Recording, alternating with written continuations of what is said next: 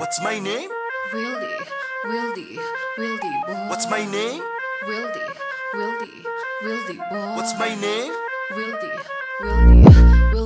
Let's go! What's up mga kababayan? Ako nga pala si Wildy na kagaya mo noon na nangarap. Pero dahil sa pagsusumikap, pag inaapot ang matagal lang hinahanap, inilusan, di ko tinulugan. Ginawa ng paraan, ano man ninais na makuha. Kahit kalaki, man ito hirap at luha. Pinagsumikap ako pa rin ang labis. Kaya mga ka-Wildy, be consistent, patient, laging positibo. Be inspired and motivated, at umiwas lang sa mga taong negatibo. Yan ang tinatago ko sekreto para mga plano sa huli pagtagumpayan. At palagi ka tumutok sa aking challenge na sa ganun ka alam ang kakayahan madagdagan. Yan!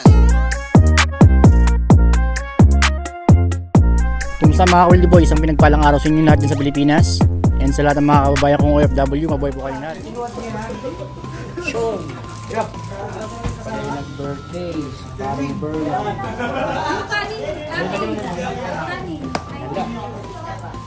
Wala yung birthday celebrant. Yun o.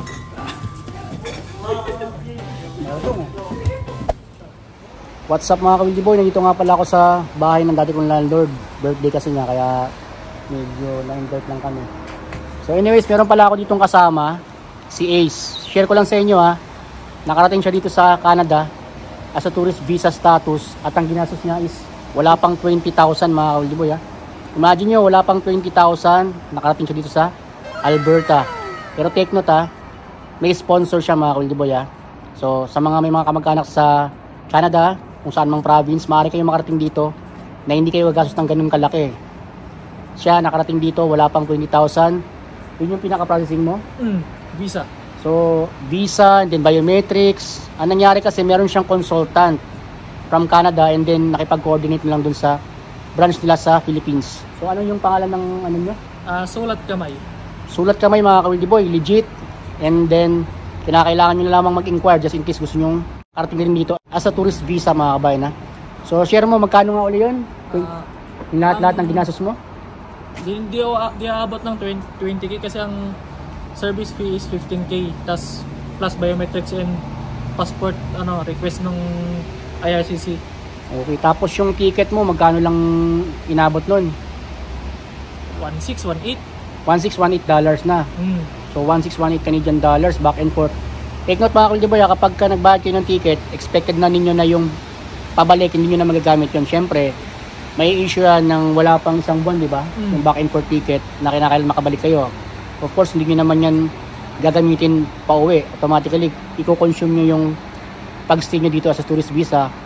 Ang kagandahan yan mga ka-Wildy boy, yung kanyang consultant ay naasikaso siya at magkakaroon na siya ng dito, employer. So yun yung kagandahan sa kanya. So malapit na siyang magkaroon ng permanent job dito. Meron na siyang employer na magbibigay ng LMIA and then magkaka-work permit siya and then in the future makakapag-apply siya for permanent residency. Yun ang kagandahan dito mga kababayan ha.